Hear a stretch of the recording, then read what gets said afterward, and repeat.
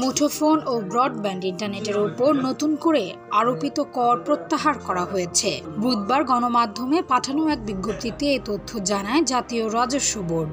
এতে বলা হয়, দেশের চলমান ডিজিটাইজেশন কার্যক্রম অব্যাহত রাখা ও একটি আধুনিক আইটি জ্ঞান সম্পন্ন তরুণ প্রজন্ম বিনির্মাণ এবং অনলাইন ভিত্তিক কর্মকাণ্ড বৃদ্ধির লক্ষ্যে মোবাইল ফোনের সিম বা রিম কার্ড ব্যবহারের মাধ্যমে প্রদত্ত সেবার উপর বর্ধিত সম্পূরক শুল্ক এবং আইএসপি সেবার উপর নতুন আরোপিত সম্পূরক শুল্ক সম্পূর্ণ প্রত্যাহার করা হয়েছে।